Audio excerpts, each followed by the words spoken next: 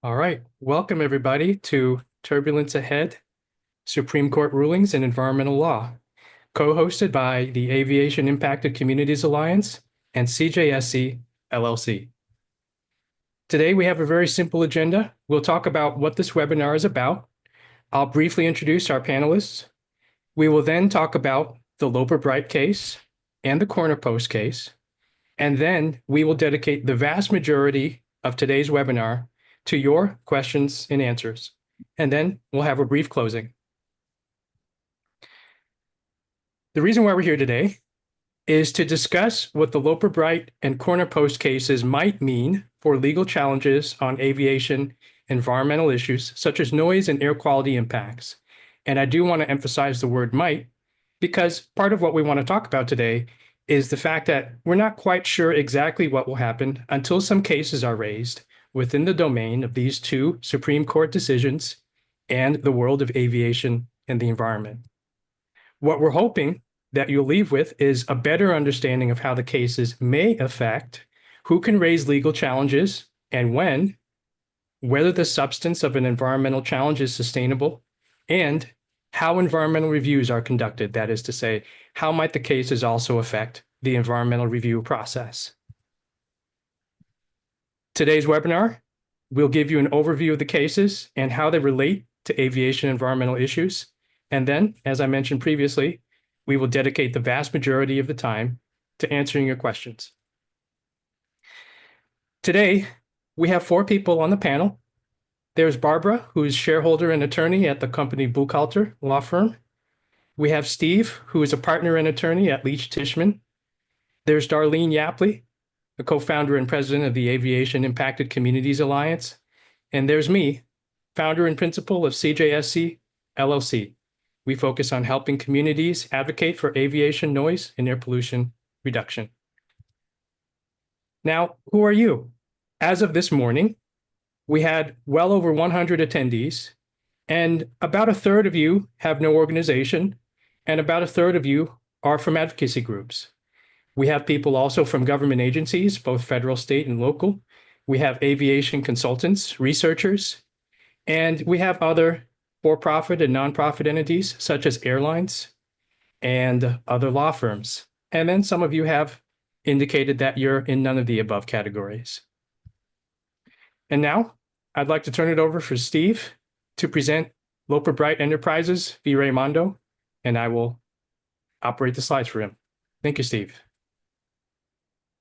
Thank you, Chris. You can move on to the next slide. As many of you know, the Loper Bright Enterprises versus Raimondo case garnered a lot of publicity of late, that it was a watershed decision that it will significantly impact judicial review of agency decisions for years to come. And if you're not familiar with administrative law, a lot of this could be a little unintelligible. So this is meant to, my presentation is meant to sort of go over sort of the basics of what preceded Loper Bright and what Loper Bright does. And as such, as there are a lot of non-attorneys in the room, I thought that some understanding of some basic terminology would be helpful. First of all, a statute is a law that is passed by Congress and signed by the president. And oftentimes these statutes are very broad and sometimes vague, and sometimes they're silent on some of the issues that are raised in court. And that's where some of the issues will arise.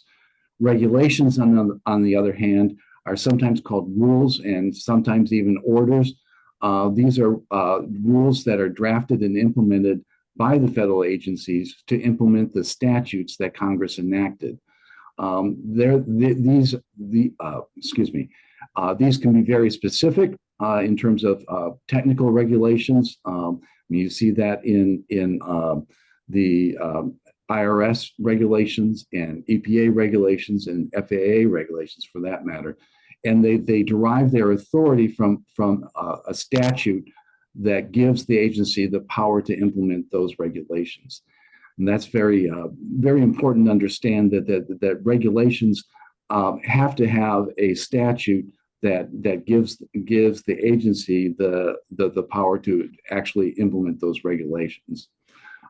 Second, I thought we should discuss what Chevron deference is. So next slide, please, Chris.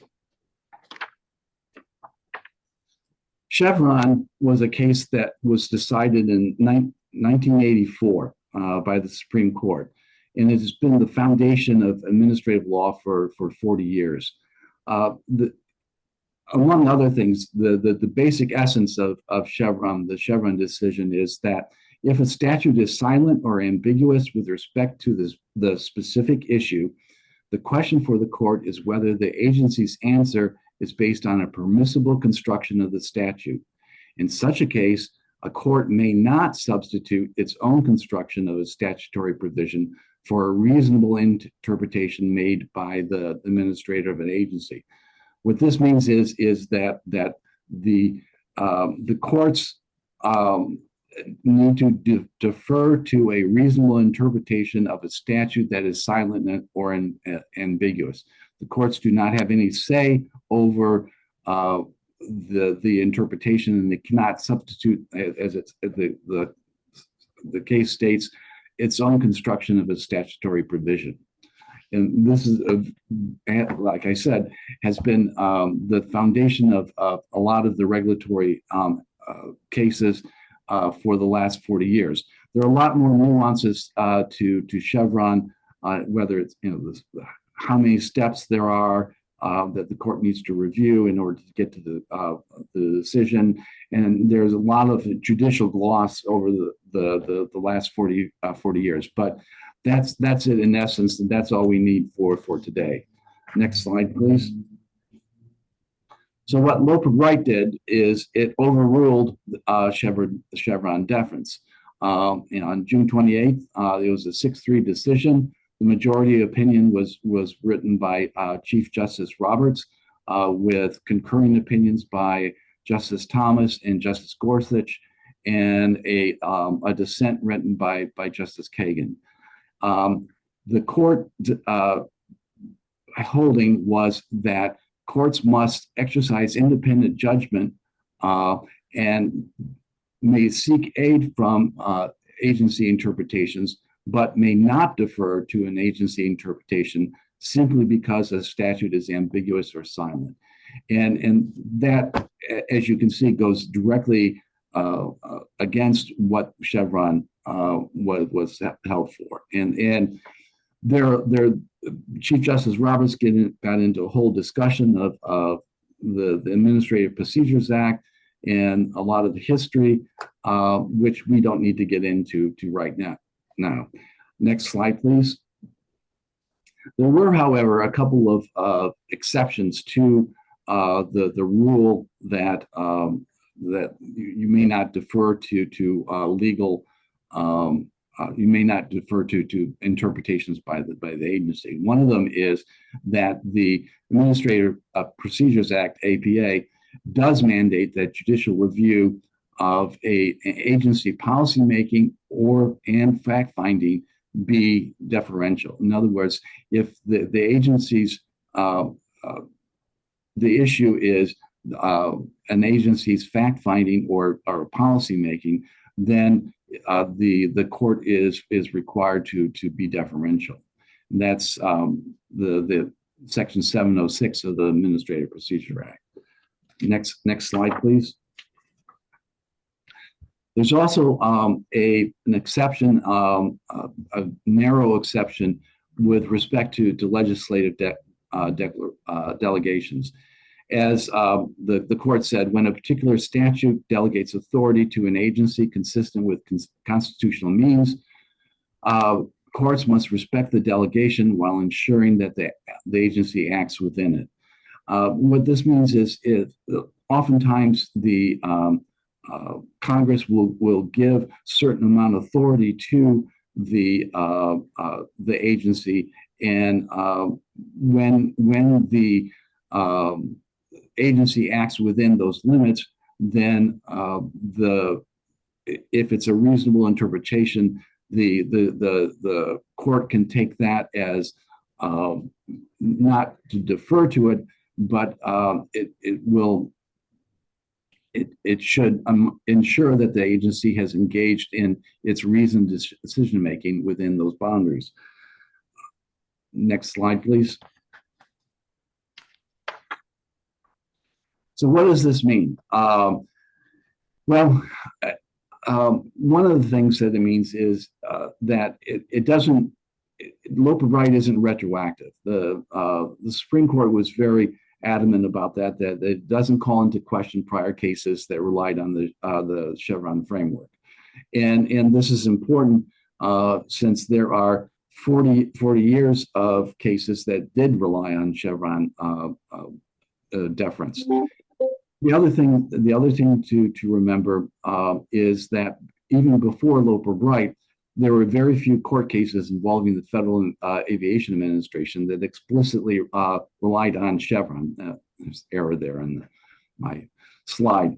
And it's also important to remember that the U.S. Supreme Court itself had not applied Chevron in any decision challenging federal agency regulations in nearly a decade. So there were some people that were saying that this was going to be a result for quite some time, that courts were moving away from Chevron deference in any case.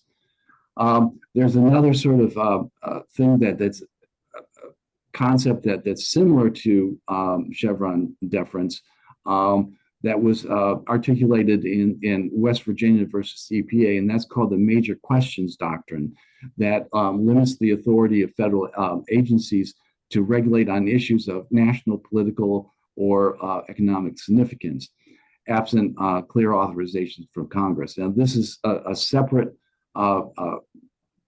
type of judicial doctrine, but it's one that does impact federal agencies. That's separate and apart from Loper Bright and Chevron deference. Next slide, please.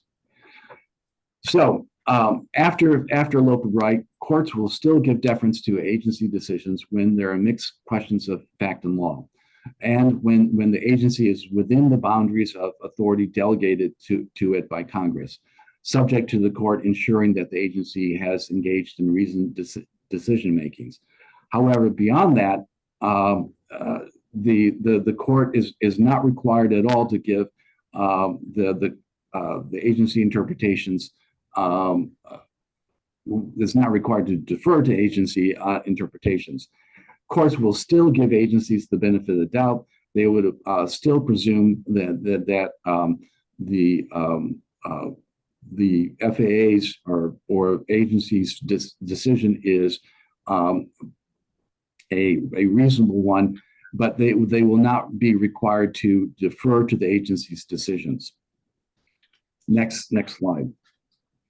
So in conclusion, in order to determine if a particular order or regulation or policy will be affected by Loper Bright, there are some questions to ask yourself.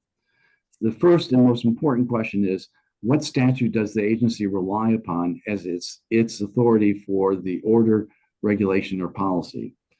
Once you've determined that, then does the agency specifically delegate to the agency, does the statute specifically delegate to the agency the authority to make that order, regulation, or policy? If no, then is the statute silent or ambiguous on the specific issue? If the answer to that question is yes, then you move on to the fourth question: is the agency's interpretation of the statute a reasonable interpretation? And if the answer to that is no, or there's some question about whether or not it's a reasonable interpretation, then this issue, this regulation or order may be affected by Loper Bright. And that's it for my quick review of what Loper Bright is and what it means. Thanks very much, Steve. I truly appreciate your presentation. And now we would like to move on to Barbara, who will talk about Corner Post Incorporated versus the Board of Governors of the Federal Reserve System. Barbara has no slides, and so I turn it over to Barbara as she is ready. I'm very ready, or as ready as it is possible to be. But I am relieved that my presentation will not be as in-depth as Steve's, because the corner post case is basically a procedural decision rather than a substantive decision. What does that mean? It means that corner post dictates who and when a case can be brought, not the ultimate decision that will arise out of the court's deliberation. Because Loper Bright opens a universe of possibilities with regard to the decision itself. Corner post simply says that certain times that used to be prohibited can now be within the scope of introducing a case. Now, what does that mean? First of all, the case was brought by a business that was a business, one of many, that challenged the amount of fees charged by banks for the use of debit cards in businesses. Well, the original plaintiffs or petitioners charged that the banks had illegally violated the law with respect to the amount of money charged. It was only years after the original filing of the case that the owner of the corner post company was asked to join with the other businesses and did so. And of course, its joinder was challenged by the federal agency as being far too late under the specific time limits imposed by the statute, which was, I believe, 60 days for filing a lawsuit under that statute. This was 6 years later. Interestingly, the Supreme Court decided, overruled both the district court and the Eighth Circuit in deciding that the joinder of the corner post company was not too late, and that in fact, corner post had, on a timely basis for itself, joined the lawsuit because it was only injured, and I will explain what that means. It was only injured when it bought the business many years after the original suit was filed. Now, that meant that the statutes of limitations, which typically governs all legal cases, as you probably know, if you've ever tried to file one, expanded dramatically for the filing of cases under the Administrative Procedures Act, challenging the actions of federal agencies in their formal positions. So this case is somewhat limited to the Administrative Procedures Act filings. It's not just universal across all. But that's a very big universe, because anyone who wants to challenge a federal agency has to do so normally under the Administrative Procedures Act. And as I said, it expands from the stated statute of limitations within the statute to 6 years after the injury accrues. Now, why is that word accrues so important? Because the Supreme Court spent 90% of the pages discussing the meaning of the term accrue.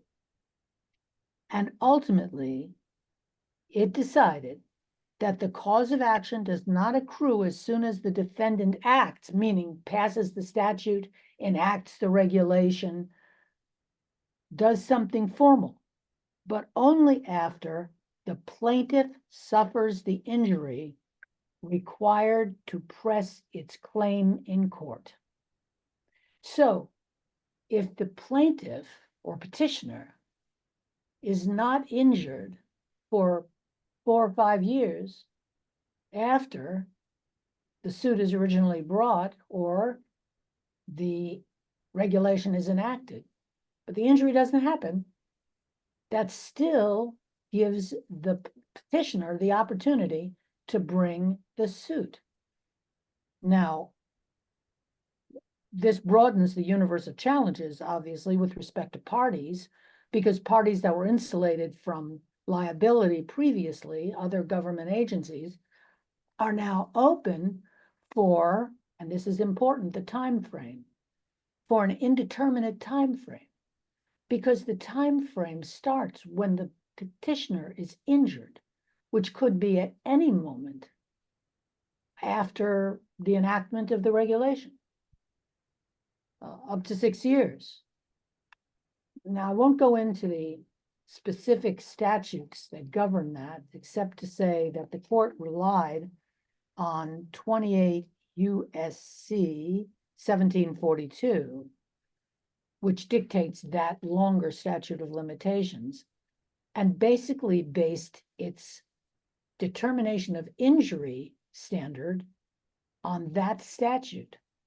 So now the rule is that you can bring a case under the Administrative Procedures Act once your injury has accrued, that you feel it. Now, what's this going to do to federal agencies?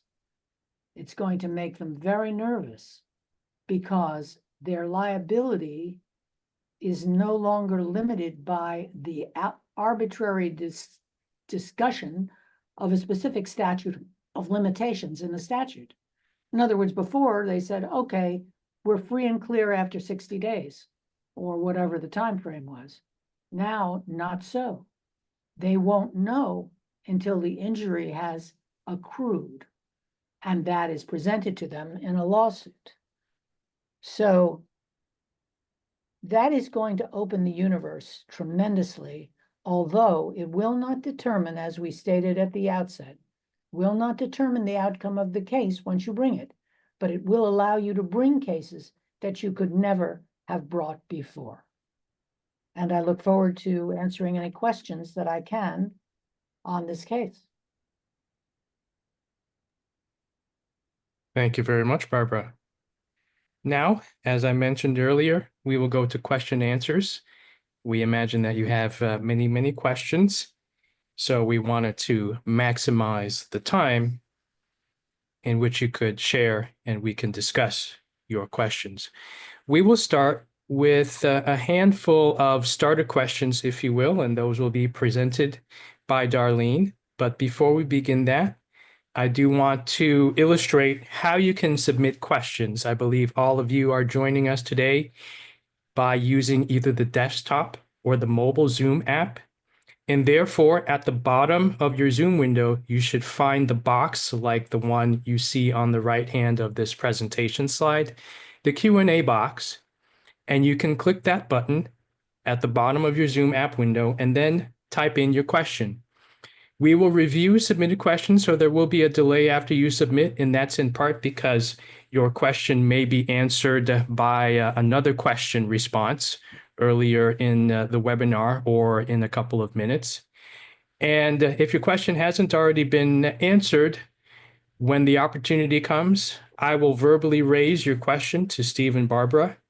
And because of the limited time, we may not be able to answer every single question. So at this time, you're welcome to use the Q&A box to submit your questions. I do see one submitted already. Thank you very much. And we will go ahead at this time for Darlene's starter question.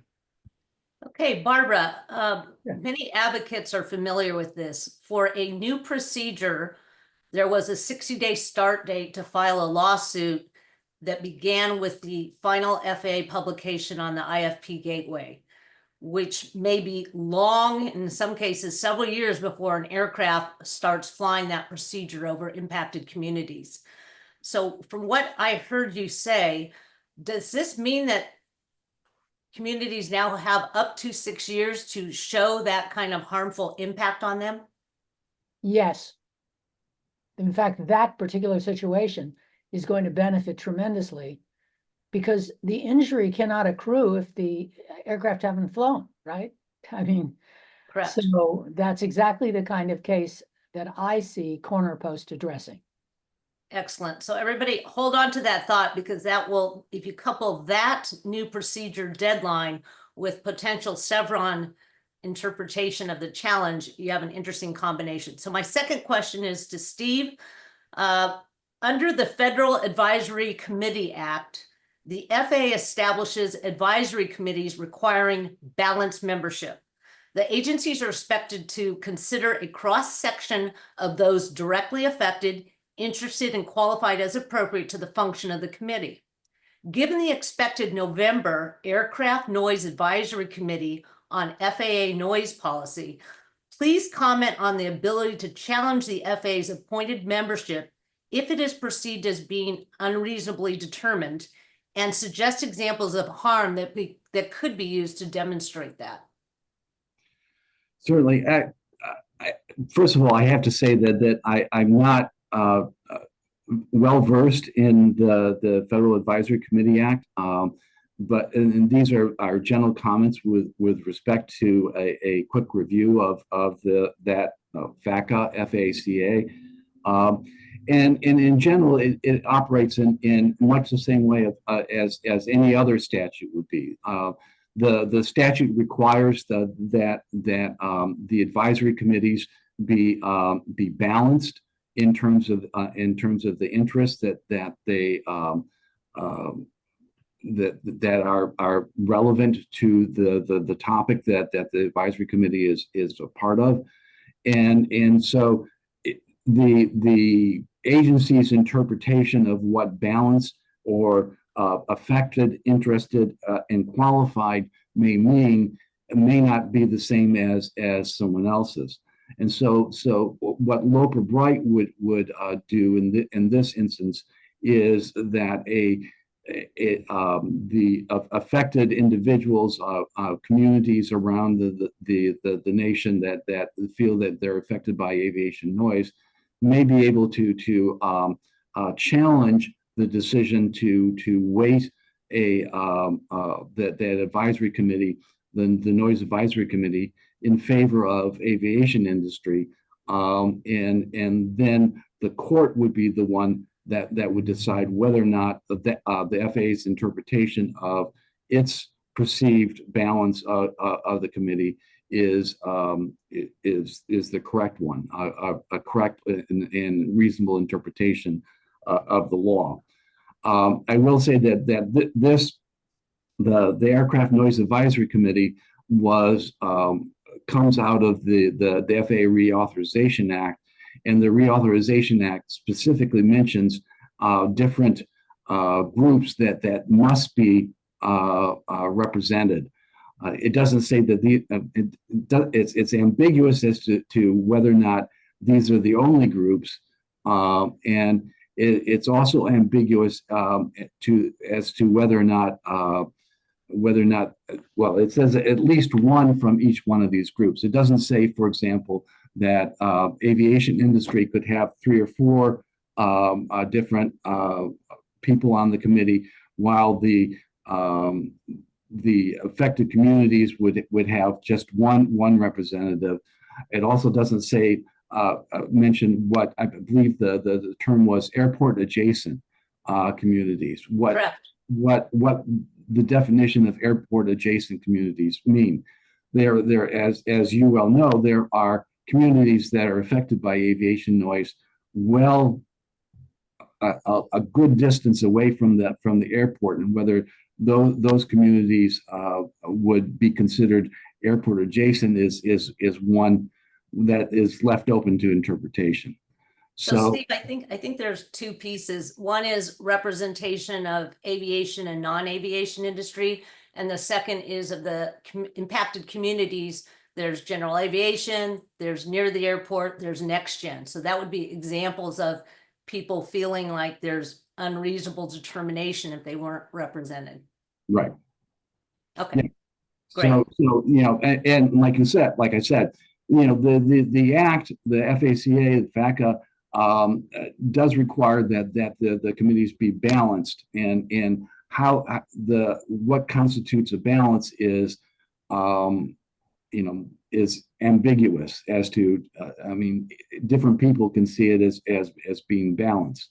I mean, if you're in the aviation industry, being balanced between the manufacturers of aircraft and airlines might be the balance that they're looking for, rather than one with the affected communities that a balance between all of the aviation versus the affected communities. So that would actually present some Loper Bright would give at least some of the people to challenge what that particular balance would be. You also asked about harms that they would need to show. I mean, failure to meet the balance representation requirement, and that's a harm. Lack of transparency, a conflict of interest, violation of statute or regulatory standards. Those are all things that would be basis for bringing the action. And harm would be failure to represent impacted communities, skewed policy recommendations. If after the committee meets the policy recommendations are skewed toward one group or the other, that would be a harm that could be shown, or missed opportunities for innovation or alternatives. I mean, this, for example, that there are no requirements to have technical experts on green aviation. There are no advocates for non-leaded fuel for well, that's emissions. Health. There's no health advocates, for example, or health experts. And there's a lack of accountability and trust. I mean, if the committee is seen as being biased or unrepresentative, then that's harmful. There's a lack of trust. The public won't trust the outcome of that particular committee, and that's important. I mean, the intent of this committee is to bring together a group of representatives to hash out a very important problem. Thank you very much. Okay, my last question, which I think is gonna hit on a lot of follow-up questions, which is, does Loper Bright enable future challenges to the FAA's use of the DNL noise metric and the significant threshold of DNL 65 to determine environmental impacts and all kinds of other triggers? Well, it may, and I hate to be so non-definitive about it, but the FAA's decision to use 65 DNL as the threshold has been largely protected by Chevron deference over the years, or at least some sort of deference to the FAA regarding its decision to use 65 DNL as the threshold.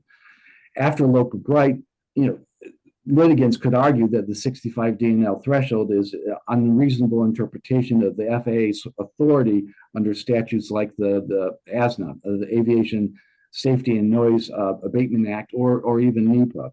So, I will imagine that the challenges will focus on the continued use of 65 DNL threshold as being arbitrary and capricious, because of the new scientific research and the neighborhood environmental survey, the European WHO recommendation for 45 DNL as being the threshold, that sort of thing, and the fact that there are many communities around the country that are complaining that are not within the 65 DNL contour. So there is the potential for raising Loper Bright issues, if you will, to challenge the 65 DNL threshold. Thank you. Chris, I'm going to turn it to you now. Great. We have a number of questions already submitted, almost 10. And so I'll just start here from the top. We have a question submitted, and it's a really more of an exploratory question for Steve and Barbara. The question is, do either Steve or Barbara have communities or other parties interested in filing noise or emissions cases in light of these two Supreme Court decisions? Barbara, do you want to go or shall I go? You go first. Okay. I will say that I have a couple of cases, at least two that I can think of, where this might be an issue. I haven't raised it with the client yet, but certainly it's something that is on everybody's mind who's dealing with a federal agency. Well, we already have a case, which I think may be influenced by this. I don't need to tell the court about it. It knows, but we filed a case on behalf of the city of Culver City over the FAA's failure to environmentally analyze change in the flight paths over not only Culver City, but East LA and various other places. Up to now, the court, the Ninth Circuit, has said that they basically give deference to the FAA on its regulatory decision and its technical decision making. In other words, nobody's an expert but the FAA. This may change with Loper Bright because of the NEPA, National Environmental Policy Act issues. It's a statute. The FAA said they had fully complied with it. They hadn't, so their interpretation was clearly flawed. And it may be that those cases will play some role in an existing case right now.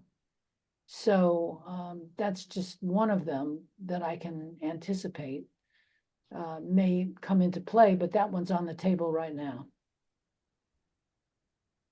Thank you, Steve and Barbara. So the next question we have is, will people be able to challenge assumptions that the FAA used in their environmental review? Assumptions such as air traffic forecasts, looking at only one procedure versus multiple flight procedures, one airport versus multiple airports, assumptions about altitudes and speeds of aircraft, etc. Well, if I may, and Steve may differ with me on this, but to the extent that those issues fall within the regulatory jurisdiction of the FAA, in other words, they are the only technical body that is charged with analyzing those issues and implementing solutions to them, I think it'd be very difficult to challenge on that basis. They're not actually interpreting a statute in making those decisions. What they're doing is saying that for the safety, quote, safety and efficiency of navigation, air navigation, these are the rules we have to implement. So I think that litigation on those bases would be very difficult. Let me just add a little bit more, because this has come up in a lot of different ways. I think that what happens is they do one procedure and they say, oh, that didn't create noise. Then they do another procedure that didn't create noise. The problem is if you add up all those procedures over somebody, it is huge noise. So they're making a methodology decision to determine it piece by piece. So that's true procedure wise, and it's also true in build outs of airports, that there's pieces. Well, then they failed to do a cumulative impact analysis. Okay, so that, I think that was the, that's probably what was behind the question. Sure. Okay. I mean, they have to do that. They have to look at all the procedures in effect and cumulate the noise caused by all of them together and see if it's substantial and significant. So yeah, you can't right now that I don't think it's actually cumulative. It's iterative. It's actually what? It's iterative, not cumulative. Yeah, right. If it's not, but it usually is. So. And I would just add, that, like Barbara said, you have to look at the statute that is supporting those issues, and is there what statute is that falling under? Is it falling under NEPA? Is it falling under the ASNA? And in this case, it's most likely going to be a NEPA question. And you're looking at more of policy issues than questions of law. Loper Bright is laser focused on questions of law and whether or not the statute that is being interpreted is ambiguous or silent on the issue, the specific issue at hand. And to the extent that it is silent and or ambiguous or vague, then you have a question that rises to the level that it should be interpreted by the court rather than by the agency. And as Barbara said, a lot of those kinds of issues are within the purview of the agency, and they're coming up with certain policies that on how to handle certain issues when they're doing an environmental assessment, and whether or not that those would meet the standard of if you will of Loper Bright. I don't think so, at least not with more knowledge of the facts that might be involved. Yeah, I think another example would be multiple airports. Your impact may be X with only one airport, but if you're affected by 2 airports, you now could be hitting different thresholds. So that methodology does not look at multiple airport. It looks at that procedure from one airport. Mm-hmm. Well, it has to look at multiple ones if it does a NEPA analysis. It has to look at all the relevant noise producers, which of course includes all the airports in the vicinity. Okay, So I don't think have that's to look at those. I don't think that's been our experience, but I think that what I'm hearing is it's a potential thing that could be addressed. Correct. Okay. All right, so Chris. Yeah, so our next question says, could you please explain in simple terms how the Loper decision impacts lawsuits brought against the FAA, particularly in the area of health impacts? I'll take that one. In terms of health impacts, the FAA has long claimed that it's not required under NEPA or anything else to do health studies.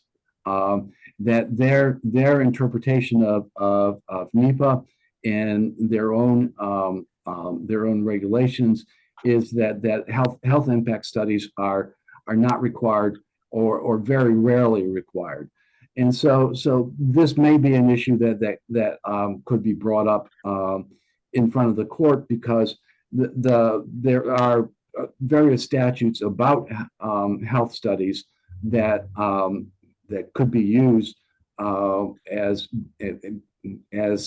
being silent or ambiguous as to whether or not the FAA should be including those in their environmental assessments. And so that's certainly an area that will require additional research. Thank you, Steve. For our next question, it seems as if the CADEX is being used by the FAA more broadly than was originally intended, potentially with the intent to avoid a full-blown NEPA process. Is now a good time to challenge the FAA's regulatory interpretation of what qualifies for a CADEX in order to produce a more robust environmental review that actually forces consideration of local and environmental interests? If this is a potential avenue to pursue, what would a community look out for, and what would be the next steps? Well, we've already done that.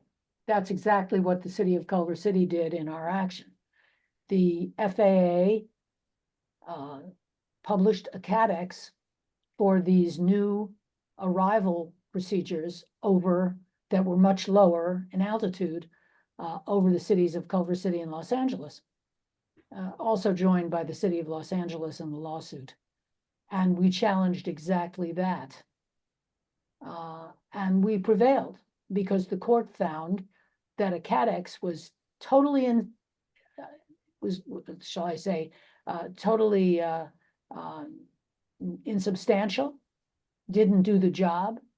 This required a full-on EIS, environmental impact statement. inadequate. So they were told to do it. They came back with another CADEX. The court told them to go back and do it again, which they did. So the point here is that the courts are vigilant with respect to CADEXs.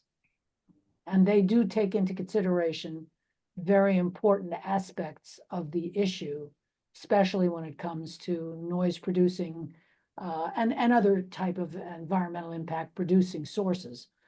So that's already sort of on the table for the courts.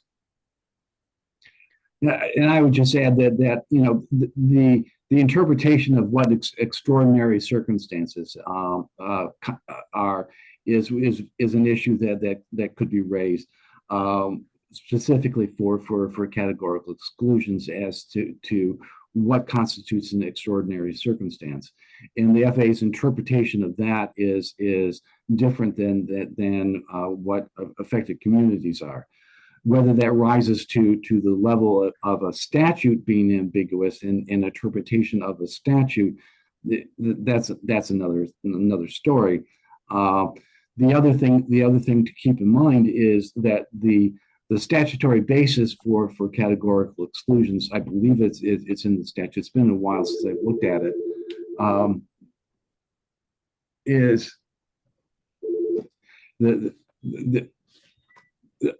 excuse me, my phone is ringing. So it states that it puts it in the agency's court to determine what a list of categorical exclusions.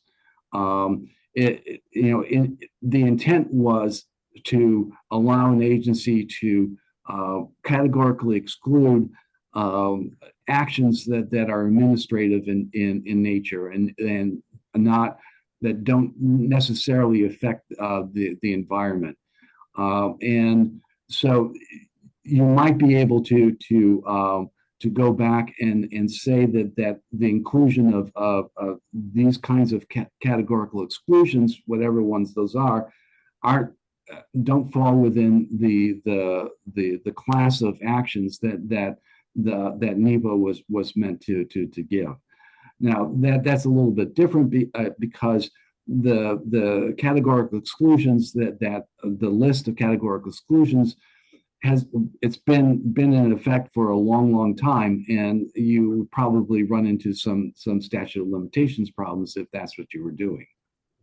Barbara, just to build on the previous comment, I think you have this Culver City case, but the Loper Bright potentially improves your chances in that case, correct? That is correct. Okay, yeah. That is Okay. dramatically correct. Chris? Yes, our next question, it may be a little bit about what has already been answered, but I'd still like to ask it just in case there are some nuances you'd like to discuss. The question is, categorical exclusions, environmental assessments, and environmental impact statements from FAA often lead to a FONSI or finding of no significant impact. Following these decisions, are federal courts likely to apply greater scrutiny in assessing the FAA's finding? Do the cases that we've discussed today provide an opportunity to overcome the FAA's oft-repeated claims of efficiency, safety, and their technical expertise in determining the meaning of safe and efficient? Steve, that's a no-brainer right there. Well, yeah, I mean, certainly that has some potential, but you again, you have to tie the policy, or tie the ability to come to a conclusion to some sort of statute, and the NEPA does give a certain amount of wiggle room for the agencies to come up with their decisions, and my belief is that would be an uphill battle to try to question the outcome of a FONSI based on the idea that it's an interpretation of a statute. that is incorrect. Thank you, Steve. Our next question is as follows. This person is curious about how you, particularly you, Steve, would anticipate Loper Bright impacting agency actions that do not carry the force of law outside of notice and comment or formal adjudication. Does Loper Bright affect Skidmore deference as well? It doesn't seem to, but you mentioned FAA and other agencies' quote unquote policies under the new Loper Bright framework. And just for everyone else's benefit, Skidmore deference is it references a Supreme Court case from 1944. I forget the exact title of the case, but one of the parties was Skidmore. What Skidmore said was that the agency's interpretations ought to be given a certain preference, but it certainly didn't go as far as deference. And Skidmore predated, I believe, the Administrative Procedures Act. And the Administrative Procedures Act was meant to sort of incorporate and use Skidmore deference as part of it. If you read the entire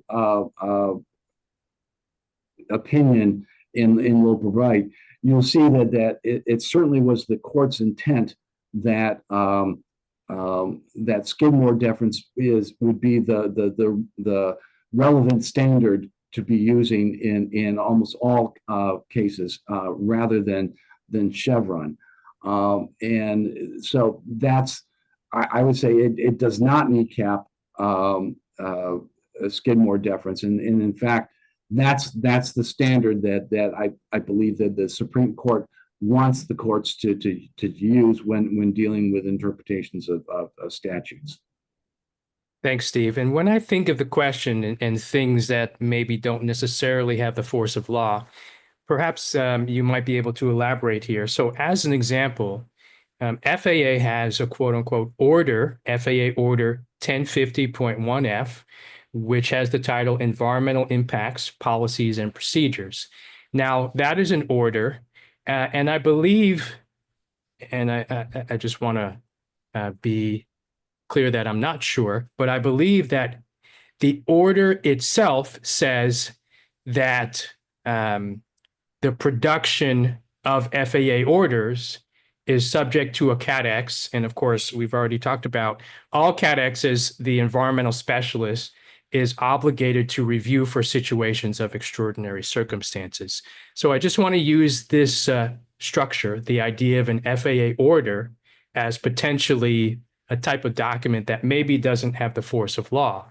I'm also thinking of advisory circulars, and then I'm also thinking of what the FAA will call guidance. So as an example, the FAA Order 1050.1F has a guidance known as the FAA 1050.1F desk reference that provides guidance for environmental specialists in complying with what FAA Order 1050.1F says. There's another set of guidance that I worked on when I was at the agency, the FAA's Air Quality Handbook, or Aviation Emissions and Air Quality Handbook as the full name. And there are various other types of guidance as well. So might you be able to elaborate a little bit on Skidmore deference in the context of those types of documents, those FAA-specific types of documents? Well, and thank you, Chris, for elucidating that question. I mean, for example, the courts have held that an FAA order does carry the force of law, but it's also, they're also held, like, for example, the environmental law handbook does not, and advisory circulars do not carry the force of law. Those are quote unquote policies rather than and guidance rather than regulations or rules that the FAA's is supposed, or FAA's in determining their environmental assessments are required to handle. And so everything has to meet the 1051F, but they're not required necessarily to meet the handbook, or an advisory circular or a guidance document. Those are preferred options rather than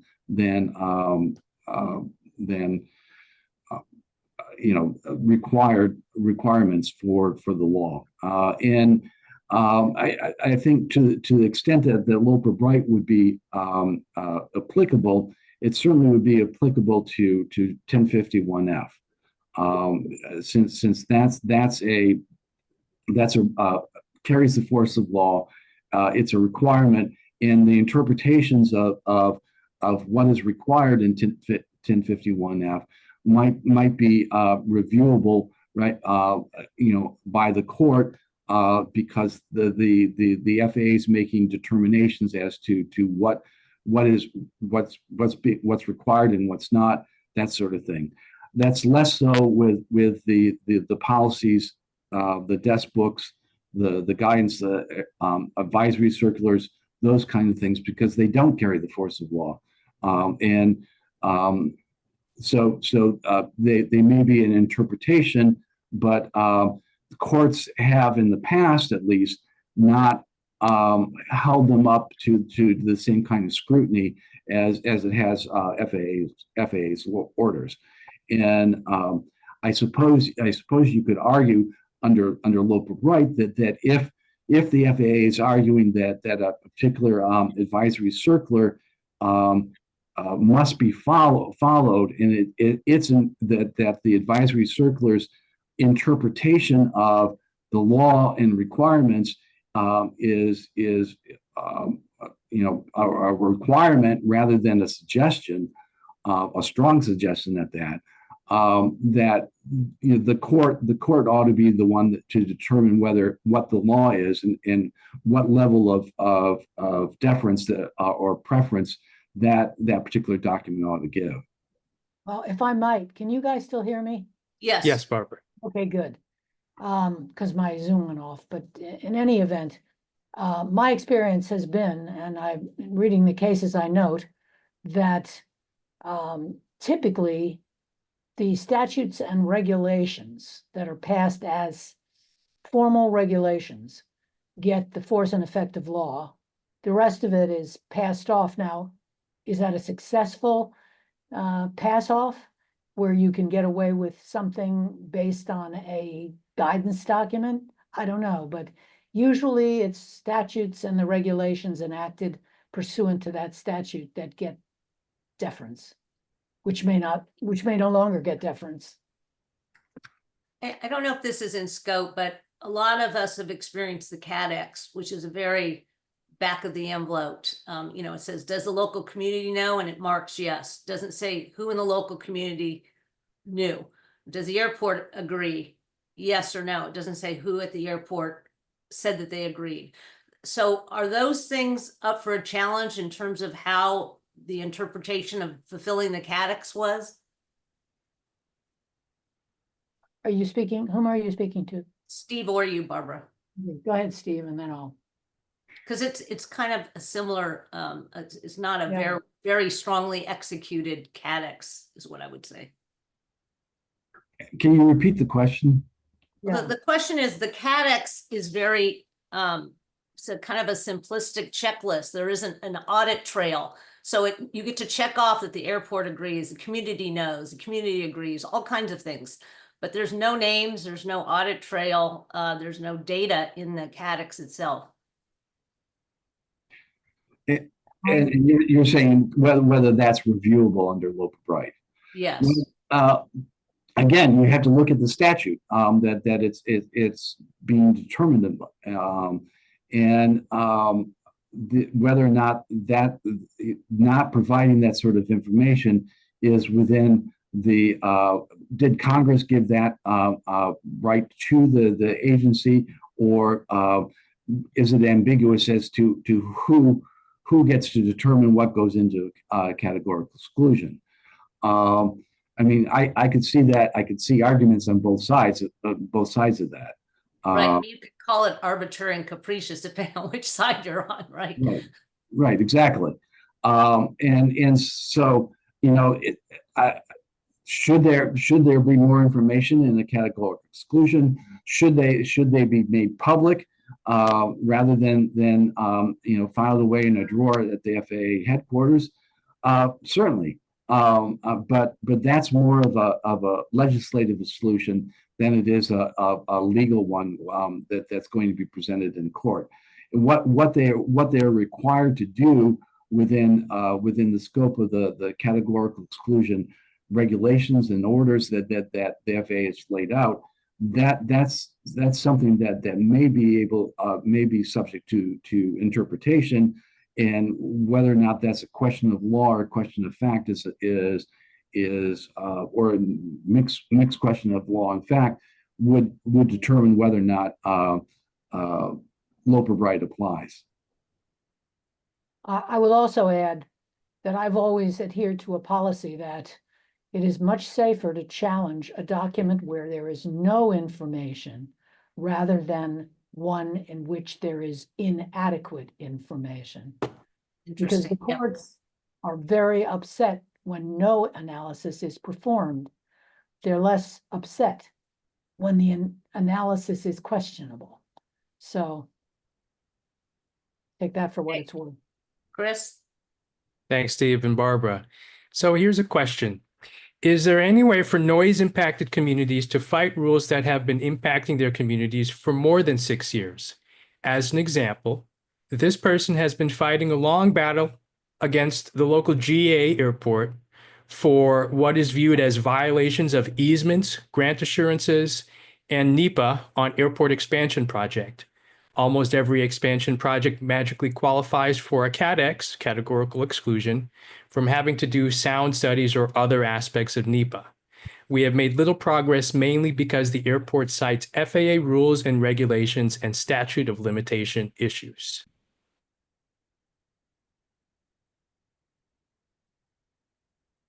So I think the essence there for me is we have talked about 6 years as brought via corner post, but what about things beyond 6 years? Well, it depends on if there is any new wrinkle in the project that's been going on for 6 years. I mean, if they're adding something to it, if there's a new environmental analysis, if there's something else that's happened, that might open the door. But typically, I mean, we haven't even tested corner post yet. So we're pushing a little beyond corner post and saying, what happens if it's beyond 6 years?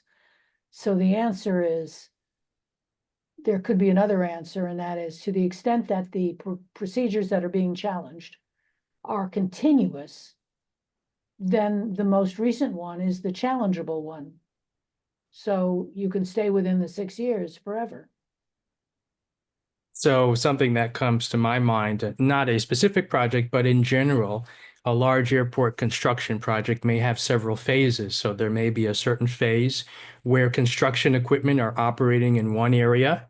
There may be another phase where temporary flight procedures are implemented in order to enable a runway change or runway construction or rehabilitation, and so on and so forth. So what I take from this discussion is, if one of those phases then begins to impact a new party or brings a new injury, then that could potentially be challengeable, even if the whole project takes beyond 6 years, as an example. New injury, new potential challenge. Not always, but it opens the door to that. And remember, something I didn't say, should have said, the challenge for people who bring a new case under corner post is to prove, because the federal agency will make you do it, to prove you're injured. And that the injury is something different than what you've been experiencing, because the whole essence of it is injury. And if you can't prove that there is some sort of new injury, a new phase won't help you.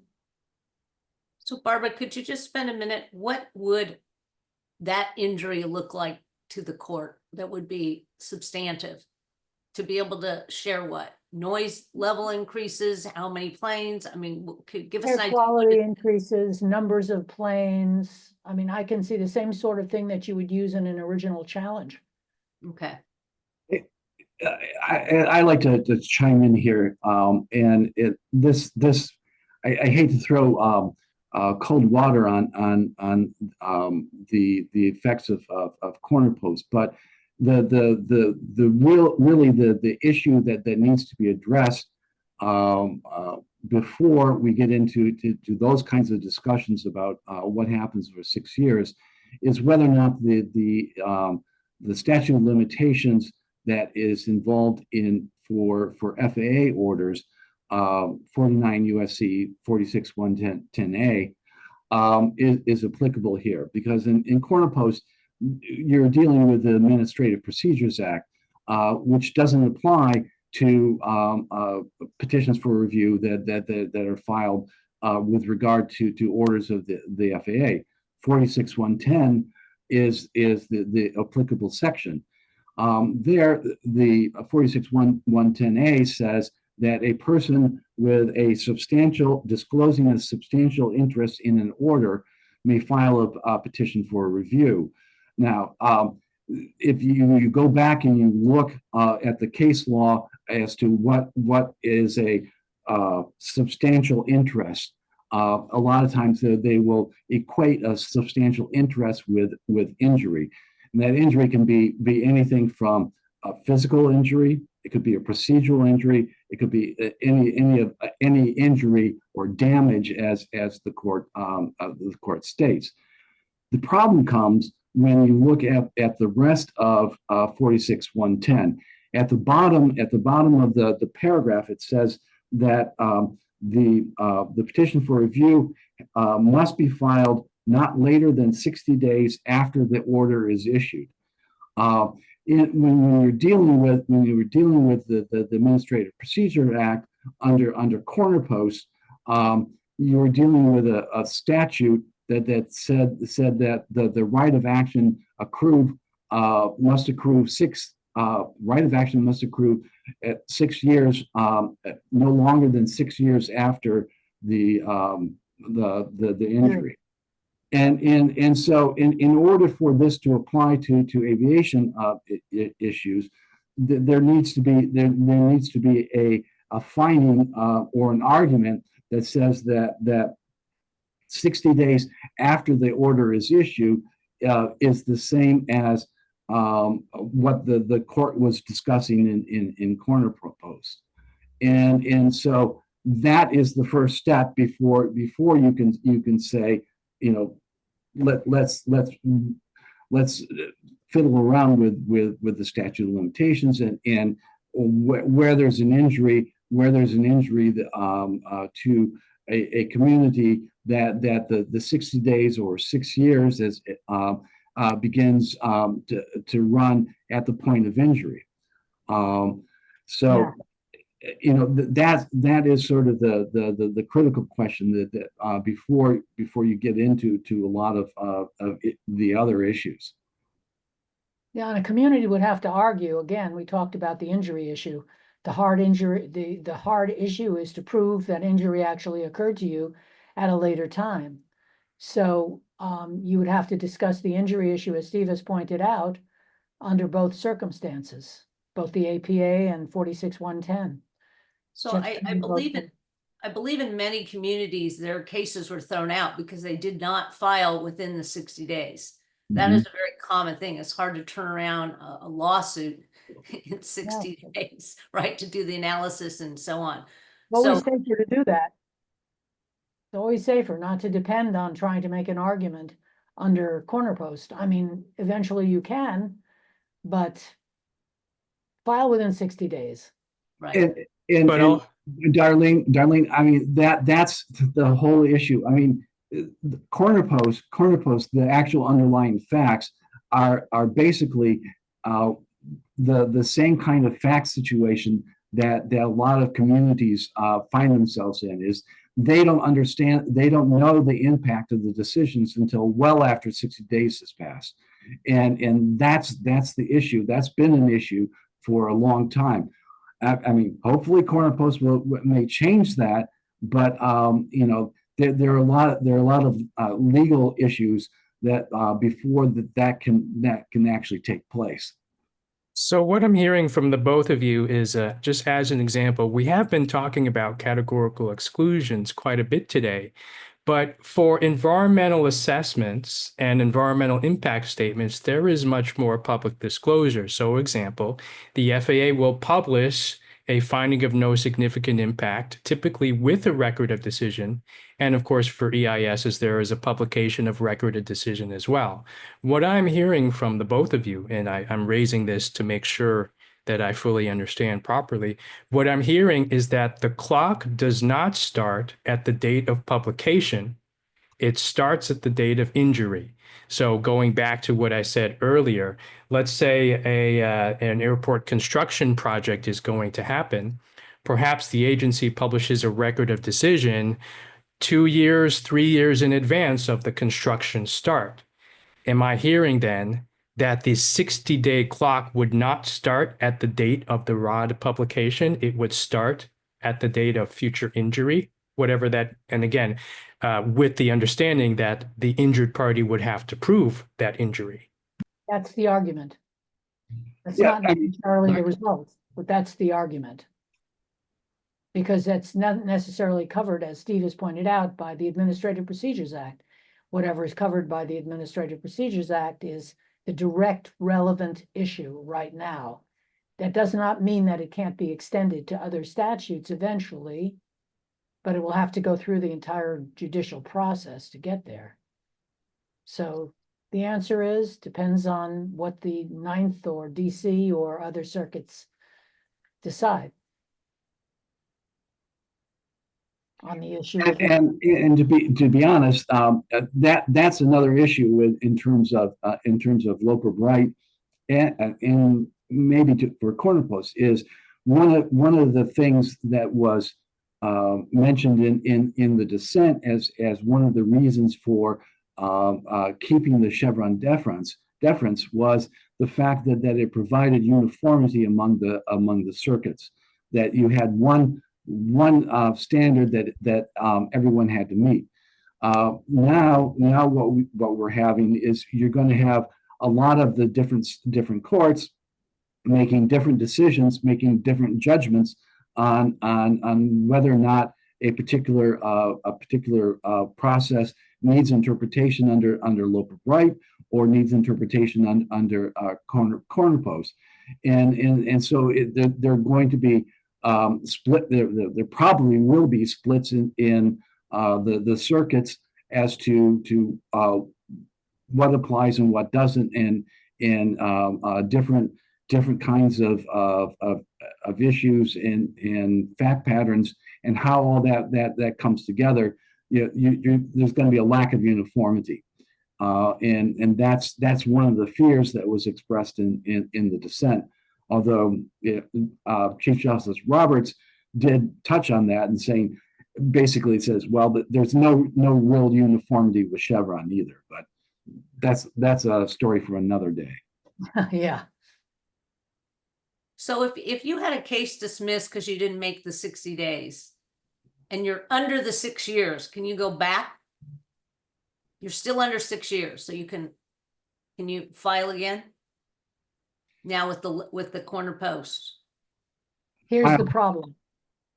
I'm sorry, I was No, just go ahead. Oh, go ahead, maybe Barbara. not the same thing you're going to mention. That every case against the FAA has to be brought in a court of appeals, a federal court of appeals. Well, once you're done with the decision of the federal court of appeals, there's only one place to go. That's the United States Supreme Court. So if you're up to that, you may be able to prevail on a challenge eventually, but potentially, but it's a long road to hoe. Steve, I'm sorry. Go ahead. Yeah, I mean, there are issues. I mean, if you've already filed a case and lost it, then to a certain extent, you can't file another case over the same issues or the same policy. No. And if the policy or the law, the assessment, the categorical exclusion, whatever, the interpretation, the injury happened less than 6 years before, you would have to argue number one, that corner post applies, and the 60-day limit doesn't apply. And number two, you would have to argue that that you are within 6 years of the supposed injury, and certainly 6 years would give you enough time to document your harm a lot better, to document the injury. So you can focus on something that happened less than 6 years, provided you can prove that corner post is applicable. Yeah, Chris, you want to take a question? Chris? Go ahead, Barbara, and then I'll take, yeah, I do have one in front of me after Barbara. Go ahead, Barbara. I mean, that's the major issues are whether corner post is applicable, and two, are you injured? When were you injured? So how were you injured? Thank you, Steve and Barbara. So here is a question that says, if injury was suffered from a flight path change, and several years after the change, the FAA agrees to assess a modification to restore the prior noise conditions, if the modification proves operationally feasible, according to the FAA's own analysis, but then the FAA decides not to implement the modification, does that allow a party the opportunity to sue? No, I don't think that you can challenge a reasonable decision if it's based on a legally defensible set of procedures. I mean, if they did everything they're required to do and reached that decision, you can't challenge a decision that's reasonably made by a public entity. But if they didn't do everything that they were required to do, public hearings, analyses, and so on, then you can go ahead and do it again. So Barbara, one of the problems is, it's a little bit about community engagement. The disclosure is something you can't even tell by looking at flight charts. Is it over me? And what is the implication of it happening? So you're supposed to raise an issue over something that isn't even disclosed, so a mere mortal can understand what the impacts are going to be. It's supposed to be disclosed if something is supposed to be initiated and it's going to go over your property, then that new procedure has to be analyzed. Not only on the repo, I'm but just saying in general, the visuals that are given, you can't tell the cities and the locations under that flight path, and it tells you, say, a DNL, which doesn't tell you the number of events, etc. So that whole methodology to disclose as part of these environmental review processes don't explain the lived experience of the problem. Is that in scope in any way for these new, Loper Bright? and I will defer to Steve in a moment, but I would say that to the extent that the FAA has relied on DNL, we've challenged on that basis in the past, and it really hasn't been terribly successful, simply because that is the cumulative metric that they've been using, and they claim is adequately disclosable and so on. However, I don't think that it's immune from challenge, especially not anymore. So, especially not in California, by the way, where CNEL is expressly permitted to be used and recommended to be used by the FAA's own statutes. So CNEL and DNL are very different, and you get a different result. And for that reason here, you can probably make a challenge work, not necessarily victorious, but at least supportable. So that's my idea. Steve. Yeah, I mean, when you get to issues of public disclosure, and maybe responding to the question first, whether or not you have a case for a petition for review will depend on whether or not there's an order that has been issued, and that's what the fundamental requirement of 46.110. they requires that an order be issued. Now, the courts have broadly defined what an order can be. And there's one case in Florida where it was a letter. It was a letter sent by the FAA to the airport, saying, this is what we want you to do. And that was determined to be an order, a final agency action on the order. So long as you have an order and you file within 60 days, and this is the current regime, then you have a petition for review in one of the U.S. Circuit Courts of Appeals, either the D.C. Circuit or the circuit that where the injury or happens, where the petitioner lives usually. So that's one thing I wanted to mention. The second thing, what the issue that you raised with respect to disclosure is the fact that the courts have defined that when the order is issued fairly narrowly, but one of the requirements is whether or not it's been made public, and publication on the IFP gateway has been determined to be a public issuance of an order. Since CADXs are sometimes not revealed to the public, there's an open question as to whether or not they, once you discover them, when has there been a public disclosure of that particular CADX? Right. Usually you have to do a FOIA to get a CADX. Exactly. You had to do a FOIA. There are an increasing number of what the FAA is now calling documented categorical exclusions that are released to the public. And these are basically, many environmental assessments. I mean, when I say many, I mean many environmental assessments, but they're disclosed to the public in order to as part of a public disclosure. So there's no question about whether or not the FAA took the appropriate action. I mean, to me, that's a step in the right direction in terms of categorical exclusions to be known, figured, so that people know that a categorical exclusion has been made.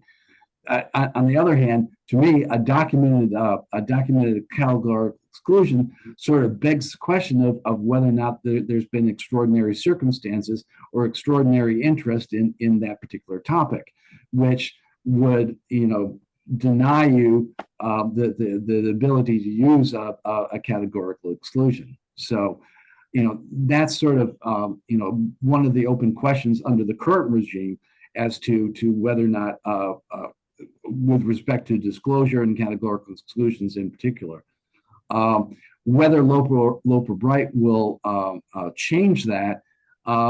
We'll see. I mean, certainly I would raise the issue as to whether or not the FAA's interpretation of the categorical exclusion statutory provisions, is a reasonable one, and that their interpretation of what extraordinary circumstances or extraordinary interest is reasonable. I would raise that as well.